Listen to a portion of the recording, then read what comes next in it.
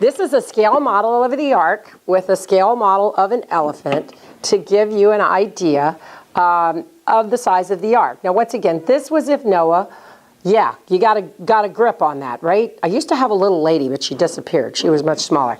And so this ark is actually to scale for this animal. There's a neat man up north that builds these. He builds bigger ones, but this is all I could carry around. And the ark was a minimum of 45 by 75 by 450 feet long, which means you could get 522 standard-sized railroad boxcars in the ark. Think about the last time you stood next to a train. Okay? That's 1.5 million cubic feet of space. That's if Noah was my size. If Noah was a taller man, let's say basketball player size like Shaq, his cubit would have been bigger, and therefore his ark could have been up to 10 million cubic feet of space, because you're multiplying 3 ways, aren't you? And so the ark was plenty big to take the animals in. That wasn't a problem. Next question people will ask, because that's the first question people will ask, how'd you get all those animals on the ark? Next question they'll ask is they'll say, well, how'd you get all the animals there? How'd you get the kangaroos there from Australia? How'd you get, they'll just start, how'd you get all the animals there? Well, that's easy. They're forgetting even the secular scientists believe it was one landmass back then. So that was easy. They could have all hopped, walked, slithered, waddled, whatever they had to do to get there.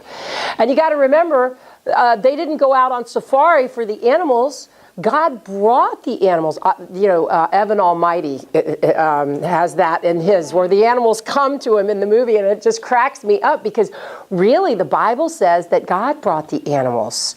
And when my kids were little, somebody gave them a Bible story book that actually had on there that Noah and his family went out looking for the animals, and I got rid of the book. And my husband got very upset with me, and I said, because it was a gift, and I said, I don't care, it's blasphemy. We're not teaching it to our children. And he's like, oh, this is going to be fun, because that was our first child, and he's thinking, oh no. That was before I was speaking on this stuff. He knows better now.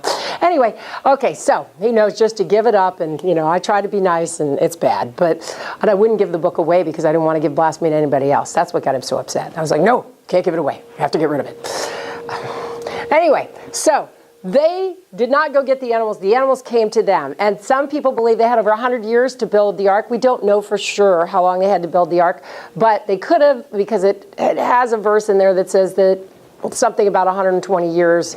Could be read that way, it could be read otherwise. The point is, God gave them some time. God called the animals. It was one big landmass at the time. The animals would have had time to migrate to where the ark was, and just the animals God wanted would have gotten on the ark. So it wasn't a problem them all getting there, because we all believe it was one large landmass pre-flood. And where that comes from is that in Genesis it says that God gathered the waters together into one place and let the dry land appear. So if the water was in one place, then the land was in the other place. And it says that there were seas, but we believe that those are inland seas. Isn't that interesting that they have it a crescent shape? And I called Answers in Genesis when they put this publication out originally. And that's called Rodinia, not Pangea. We'll talk about that more in a little bit. And even the secular scientists call the original supercontinent Rodinia, which is Russian for motherland. And I said to them, how do you know that it had a crescent shape? And it's because of the magnetic field lines. When rocks are laid down, they take on particular magnetic field lines determined by where they are on the planet, and so they can tell how they fit together. I thought that was interesting. So it's how apparently pilots and sailors and stuff can still tell where they are on planet Earth by those magnetic field lines as they see them on equipment. So I know. I say this stuff, have no idea what I'm talking about, and I see pilots and sailing people go, uh-huh. So that's just how it is. Anyway, the third question, so 2 questions so far. How'd they get all the animals on there? How'd they get all the animals there? The third question that people will ask is they'll say, well, if you rained out all the water from the Earth's atmosphere today, you'd only get 2 inches worldwide, so how do you explain a world-covering flood? And that's really a good question. And the really good answer is, that's easy. If you were to drop the mountains and raise the valleys and the ocean floors and flatten the planet out, we'd all be under almost 2 miles deep of water today. They'll tell you that at SeaWorld. And so where Where's the water from the flood? It's in the oceans. We're told in Psalm 104, verse 8, that God dropped the valleys and raised the mountains at the end of the flood so the floodwaters would stay where they belong. And so we know that they actually were on the planet. The planet's still covered by 72% water. That's where the floodwaters are. It's there. They were just distributed differently at that time. Okay, then we're told that God actually opened the great fountains of the deep. That is in Genesis 7:11, the convenience store verse. But anyway, and when God opened the great fountains of the deep, it was possibly, Dr. Danny Faulkner says that he thinks God used comets to open the fountains of the deep. Don't know. It's interesting, though. He had an article on it. Dr. Danny Faulkner now works for Answers in Genesis, but he used to teach, he's a PhD, and he used to teach at the University of South Carolina until recently.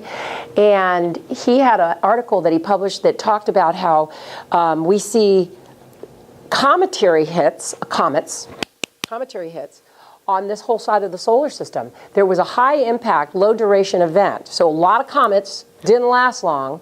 And part of the reason they say that is because, are you guys aware that we only see one side of the moon? I remember the first time I heard that, I was like, I never thought about that before. It always does look the same, doesn't it? Okay, we only see one side of the moon. It's what's in a synchronous orbit is what it's called. And so it turns, every revolution is the same as every rotation. So we only see the face, right? The face, the man in the moon. And that face is caused by some big craters. That's what gives it that face look to it. Well, do you know it doesn't have big craters like that all around it? It only has that on one side. It's got smaller craters all around it, but it only has those really big craters on one side. And so because of that, scientists say there must have been a high impact, big comets, bang, bang, bang. Low duration because the moon turns around us every 28 days, so it should have gotten hit on more than one side if it was a long-term event that occurred. Does that make sense to everybody? And his article went on to say that we see that on Mercury, Venus, here on planet Earth, we see those kind of cometary hits low in the rock layers, which is where we would think the flood layers started, on the moon and on Mars. Pretty neat, huh? So the point is that he suggests possible comets that God opened it up with, and that's why rather than asteroids. But if you ever saw the movie Dinosaurs with Aladar when you were a kid, I know that's going back a ways. You guys know what I'm talking about? There was a Disney cartoon, Aladar. Wow, see, I guess my 28-year-old used to watch it as a kid. It's a really good one. You guys should watch it. For an evolutionary one, he's a caring dinosaur. He was cool. My kids watched all the dinosaur stuff. You could guess that, right? Anyway, they talk about in there how there was an asteroid that hit the planet that caused the dinosaurs to become extinct. And frequently you'll hear that stuff. Well, we just believe it was probably comets, not asteroids. And we'll talk more about that tomorrow when we talk about dinosaurs. One way or another, that was when Rodinia, the one large continent, broke up. And we're going to talk about that a little more in a minute. And that when that broke up and those continents moved, they banged back together underwater. And that was when we believe Pangaea existed. We believe Pangaea was the last supercontinent, just like they do, but we believe it never was above the water. It was always underwater because it was during the flood. And then as everything moved back apart and settled to where it is today, that's why we see the 7 continents that we see today. We believe that happened during the year of the flood. Now, most people, if you ask them how long was the flood, what do you think the answer is? How long's the flood? What? People would say it's going to be like millions of years. No. I mean in the church. If you ask somebody in the church, how long was the flood? 40 days and 40 nights, right? No, that was good. I appreciate it. 40 days and 40 nights, right? Why do we believe that? Because it rained for 40 days and 40 nights. It shows we haven't read the rest of the chapters. There's 3 chapters on the flood. Genesis 6 through 9. Thank you. And thank you. Genesis 6 through 9. And the trick is that the flood lasted for over a year. They were stuck on the boat for over a year. The waters prevailed for 5 months, 150 days before they started to recede. Think about it.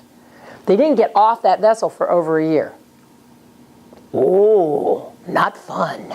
Okay, I don't know about you, I like the boat, but not that much. I don't want to be stuck on it for that long. Not fun. Anyway, and so all this stuff occurred in that period of the year.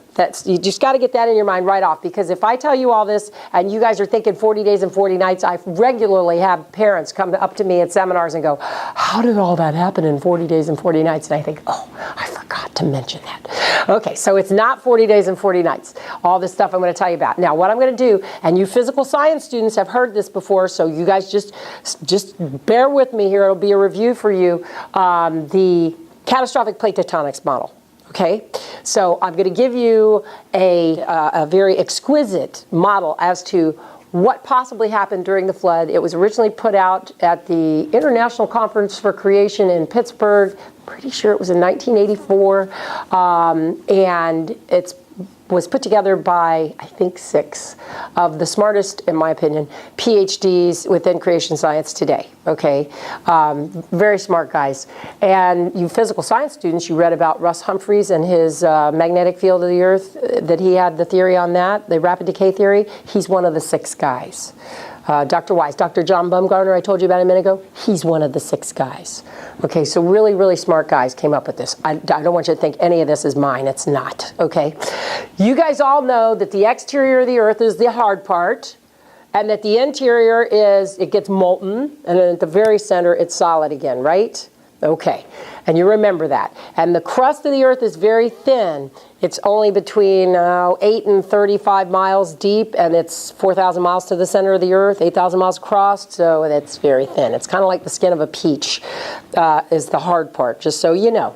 Okay, when God opened the fountains of the deep and it ripped that supercontinent apart, we have the land plate being separated from the ocean plate. Now, I want you to understand this is how these exist today. The ocean plates of the Earth are thinner and denser, like floor tile. That's my picture, because it works for me in my head.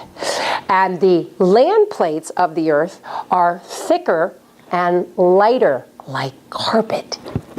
So far, tile, carpet. Okay, tile is under the ocean, carpet is the land. And why? Well, because the interior of the Earth is called, the mantle is called plastic rock. It actually gives because it's so hot that it's actually molten.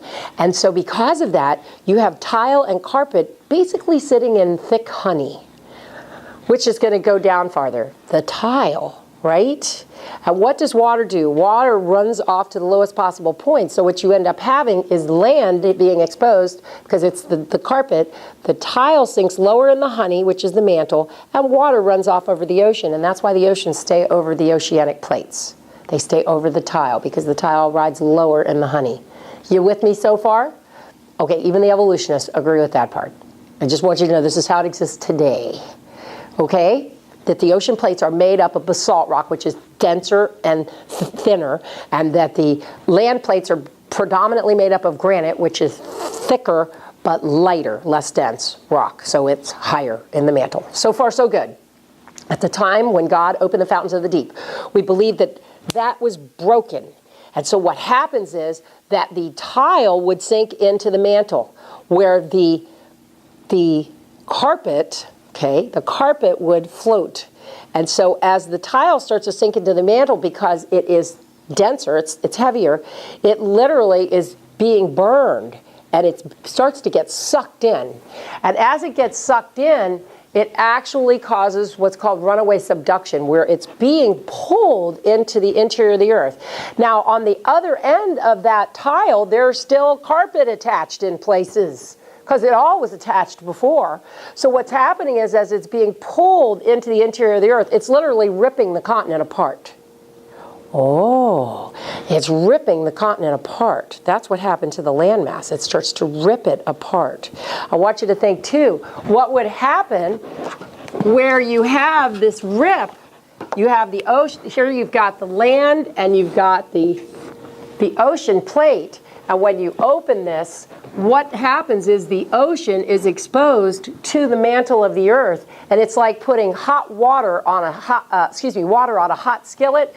What happens to it? It makes steam and it shoots up, doesn't it? You guys have all done that at home, I'm sure. I have many times. And so when you have that happen, it literally causes superheated jets of air to be shot all the way up to about 7 miles high up into the atmosphere. It takes with it all sorts of little particles of sand and sediments. And so for you people that have already done physical science, cloud condensation nuclei, and it provides the warm water and the particles needed for a lot of clouds to start forming, and that would explain how you could get a special global rain for 40 days and 40 nights.